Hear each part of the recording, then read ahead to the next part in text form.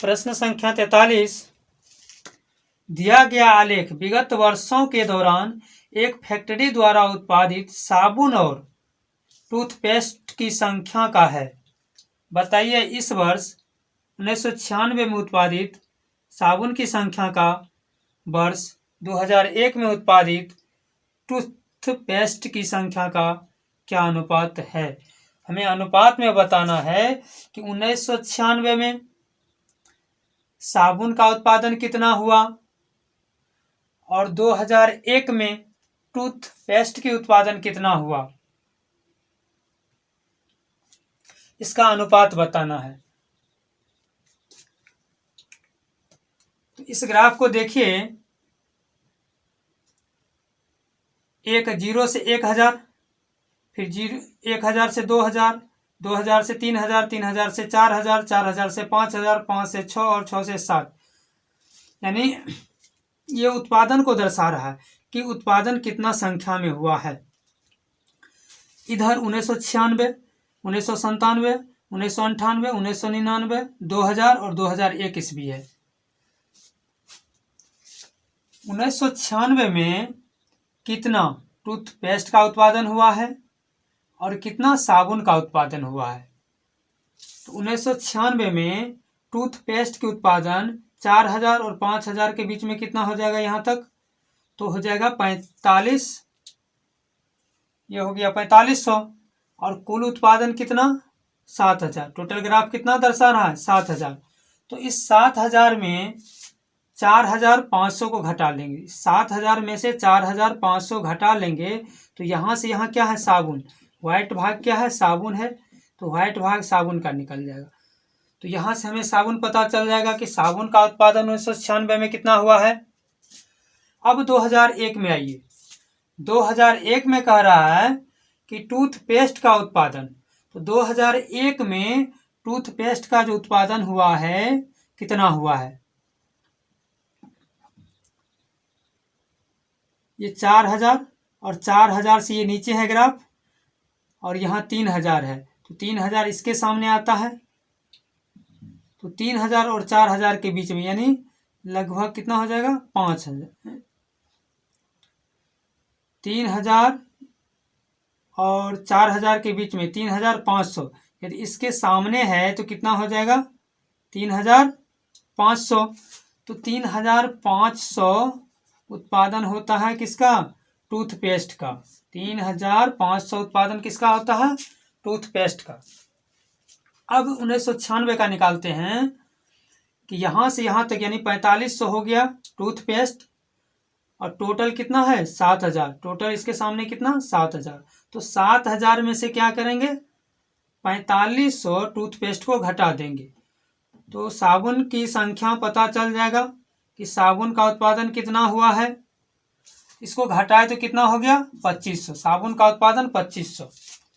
और यहाँ से देखें 2001 में तो यहाँ टूथपेस्ट का उत्पादन कितना हो रहा है 3500।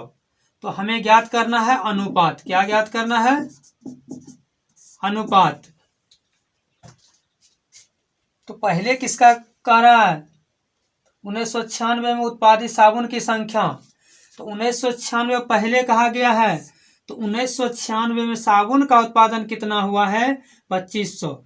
कितना उत्पादन साबुन का हुआ है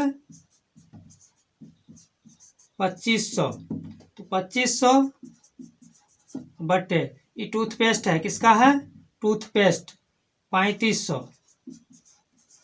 2 0 कट गया, 5 × 25, 5 × 7 = 35। अनुपात कितना हो गया 5:7।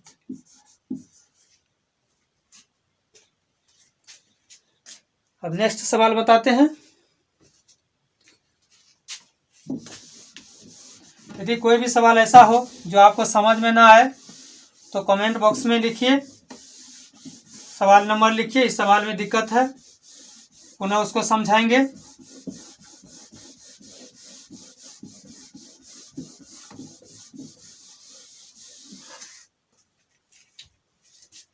प्रश्न संख्या 44।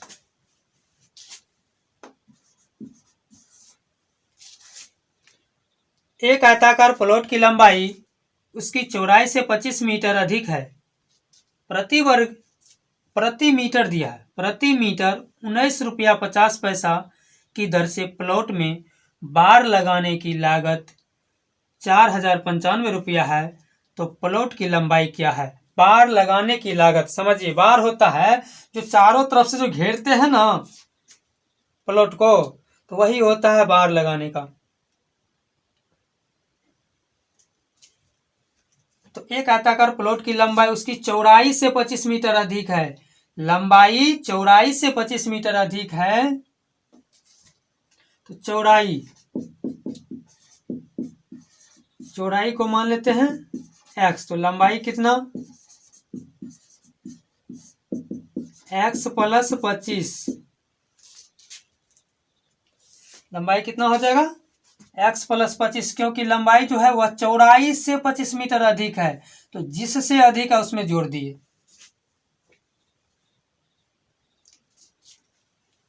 प्रति मीटर, उसके बाद कह रहा है प्रति मीटर 19.50 रुपया की दर से प्लॉट में बार लगाने का। तो कुल लागत यहाँ कितना होता है? 4095। टोटल खर्च जो इसको पड़ा है 4095 रुपया खर्च पड़ा है। यहाँ से परिमाप निकालें, किसका? आयताकार प्लॉट का परिमाप। किसका परिमाप निकाल रहे हैं? आयताकार प्लॉट का। यानी कुल खर्च कितना पड़ रहा है? 4095 बट्टे 1 मीटर। 1 मीटर का खर्च 19.50 रुपया है। यहाँ से परिमाप पता चल जाएगा, क्योंकि 1 मीटर, मान लीजिए यहाँ से लेकर यहाँ तक 1 मीटर है, तो 1 मीटर का खर्च पता चलेगा कितना दिया है? 19 रुपया 50 पैसा। तो टोटल कितना मीटर है परिमाप? तो टोटल जितना खर्च हुआ है उससे भाग दे देंगे। यानी उसमें क्या करना है? भाग देना है। कितना से? 19.50 रुपया से।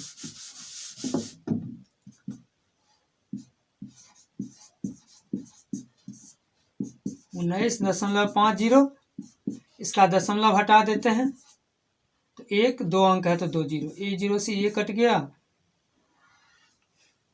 ठीक, अब क्या करेंगे? 5 से इसको काट लेते हैं। 5 अठे 40, 5 5, 4 5 9 45, 5 दिया 15, 5 9 45। कितना हो गया? 819 बट्टे 39 गुना 10। 13 से कट जाएगा।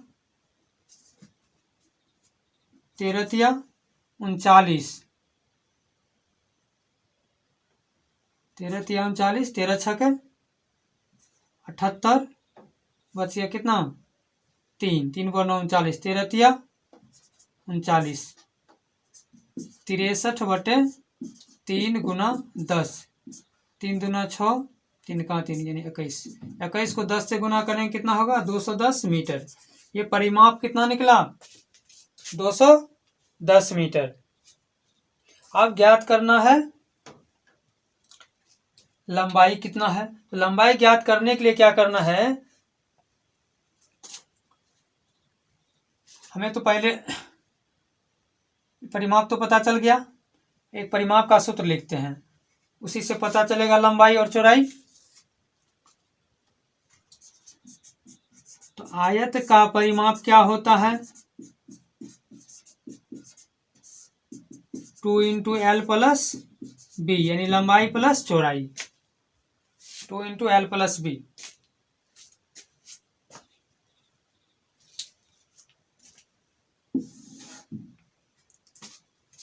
परिमाप कितना निकला है? 210। तो यहां लिख लेते हैं 210 बराबर कितना हो जाएगा? 2 इंटू एल, एल कितना? x प्लस 25, x प्लस 25 और प्लस में चौड़ाई, तो 210 बराबर 2, x को x के साथ जोड़ेंगे कितना होगा? 2x plus 25। 210 बराबर, इसको गुना कर लेते हैं तब कोष्ट हट जाएगा। 2 दूना 4x प्लस 25 दूना 50, 50 को इधर ले आएंगे तो माइनस में हो जाएगा। तो 210 में से कितना घटाएंगे? 50 बराबर होगा 4x अब इसको घटा लेंगे तो कितना होगा, 0, 11 में से 5 घटा 6, यहाँ 1, फिर 4 से कटेगा, 4 चौके 16, यानी कितना निकल गया x 40। x का अर्थ यहाँ क्या हो गया, चौड़ाई। x क्या है, चौड़ाई है। तो चौड़ाई पता चल गया, तो अब लंबाई ज्ञात कर लेंगे।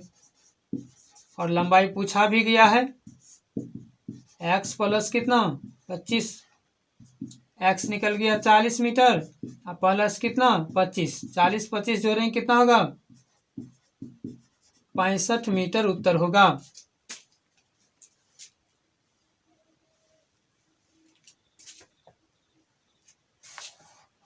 प्रश्न संख्या 45।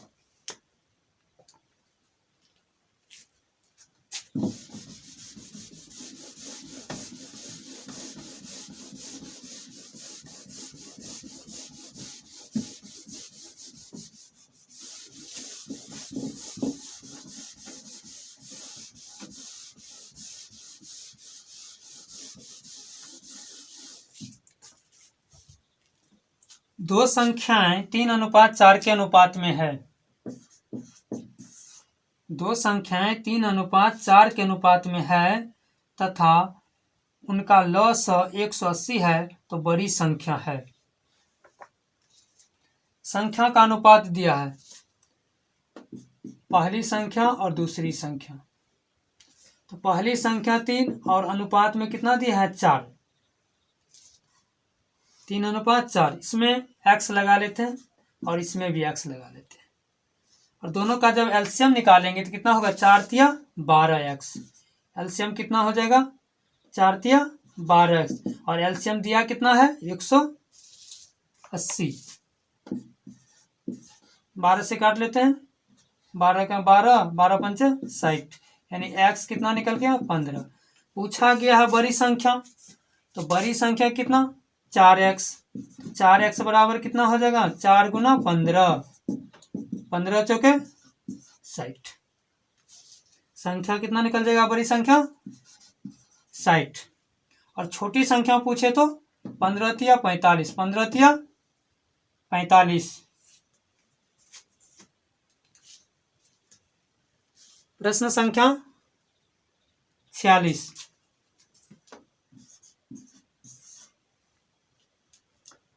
एक वृत्त की परिधि 88 मीटर है। एक वृत्त की परिधि कितना दिया हुआ है, वृत्त है और इसका ये परिधि, ये क्या है, परिधि। तो परिधि दिया हुआ है, वृत्त की परिधि 88 मीटर। व्यास ज्ञात करना है, यानी d बराबर व्हाट। तो वृत्त का व्यास निकालना है। वृत्त की परिधि सूत्र होता है, वृत्त की परिधि बराबर 2πr या पाई डी। देखिए यहाँ हमें व्यास ज्ञात करना है, तो इस सूत्र को छोड़ देते हैं, इस सूत्र को छोड़ देते हैं और इस पर निकाल लेते हैं, आसान होगा। परिधि 88 बराबर होगा पाई, पाई का मान 22/7 गुना डी। 22 चौके 88, 7 को 4 से गुना कर देंगे तो डी कितना निकल जाएगा, 7 चौके 28 मीटर। यानी व्यास कितना निकला, 28 मीटर।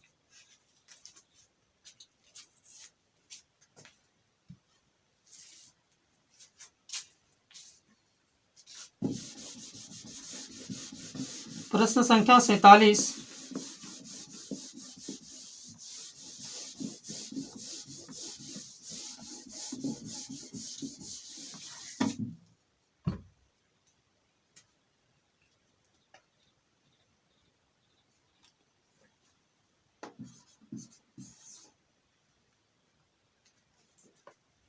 साधारण ब्याज पर 2,940 रुपया की एक राशि, तो मूलधन कितना दिया है, 2,940 रुपया। 3 वर्ष में 3,469.2 रुपया। टाइम कितना दिया हुआ है? 3 वर्ष। मिश्र धन कितना हो जाता है? 3469.2 रुपया। तो दर ज्ञात करना है। तो दर ज्ञात करने से पहले साधारण ब्याज ज्ञात करना होगा। साधारण ब्याज बराबर क्या होगा? मिश्र धन माइनस मूलधन। मिश्र धन कितना है? 3469.2 रुपया। इसमें से घटाएंगे मूलधन को।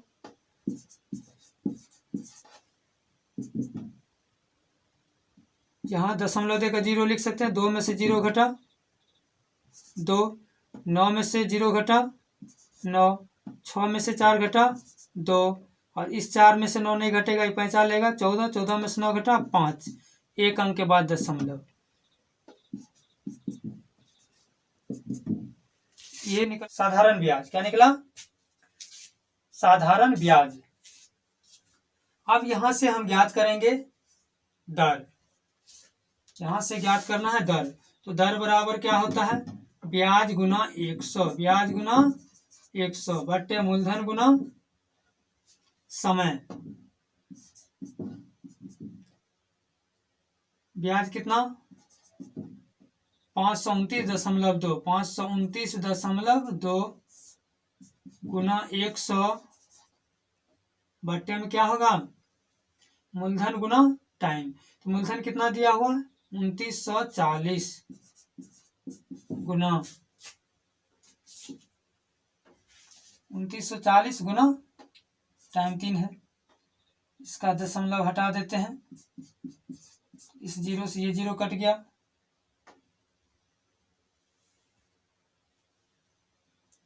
3 से कट जाएगा। 3 का 3, 3 7 21, 3 6 का 18, 3 4 का 12, 1764 गुना 10 बटे 2940। 7 से दोनों काटते हैं। 7 दूना 14, बच गया 3, 3 पर 6 36, 7 5 35, 1 1 पर 4 14, 7 दूना 14, 7 चौक 28, 7 दूना 14, यहाँ 0। अब इस 0 से इसको काट लेते हैं। 252 बट्टे 42। 7 से कटेगा। 7 6 का 42, 7 21, 7 6 का 42, 36 बटे 6, 6 6 का 36, यानी 6% उत्तर होगा। दर कितना निकलेगा? 6%। प्रश्न संख्या 48।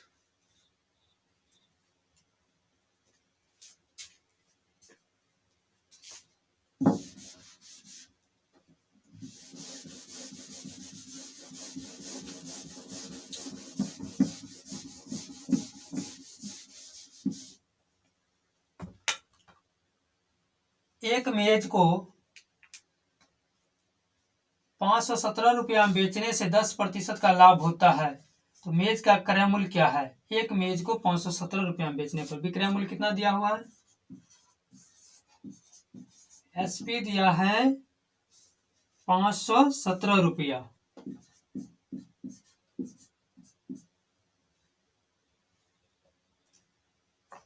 प्रॉफिट कितना दिया है? 10%। सीपी ज्ञात करना है।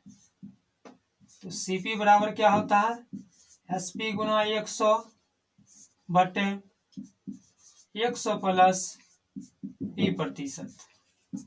एसपी कितना है? 517 गुना 100 बटे 100, अब p% यानी 10 है, तो 100 प्लस 10 करेंगे कितना हो जाएगा? 517 गुना 100 बटे में हो जाएगा 110।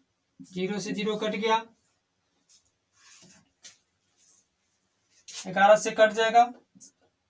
11 चौक 44 और बच जाएगा 7, 11, 7 पर 7 77, 11 7 77, यानी 47 गुना 10। तो 47 को 10 से गुना करेंगे कितना होगा? 470 रुपया क्रय मूल्य होगा।